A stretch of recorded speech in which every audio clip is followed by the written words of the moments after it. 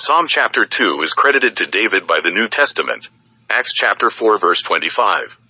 The apostles applied this idea to the persecution of Jesus by Israel's religious leaders. Acts chapter 4 verses 27 to 28. This song expresses amazement that cultures and governments of earth would try to ignore God. The consequences of that will be dire. Instead, it is better to honor God and serve Him. The opening lines of this psalm form a rhetorical question. The point is not to seek an answer, but to make a point. There seems no good reason why anyone, even kings and rulers, would try to defy God. The motivation of rebelling against God is selfishness and pride. This also comes with anger and hatred.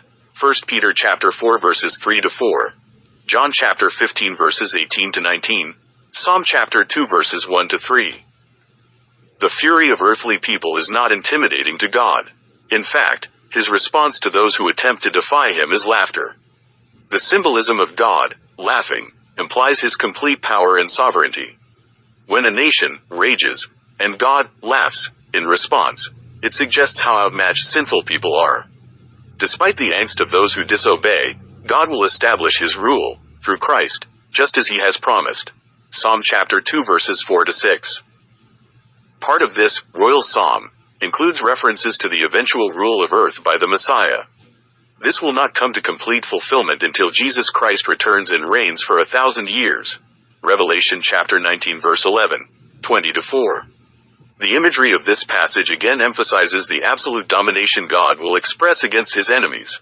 Psalm chapter 2 verses 7 to 9. David ends this psalm pleading with kings and rulers to make the wiser choice.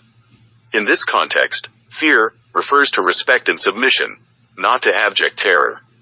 To rejoice with trembling carries a similar idea, a reference to emotion and sincerity.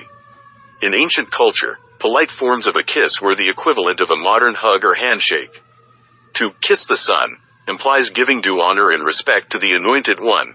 John chapter 6 verses 28 to 29. Those who do so can be saved, while those who refuse will face the wrath of God. John chapter 3 verse 36. Those who rely on God will be called blessed. Psalm chapter 2 verses 10 to 12.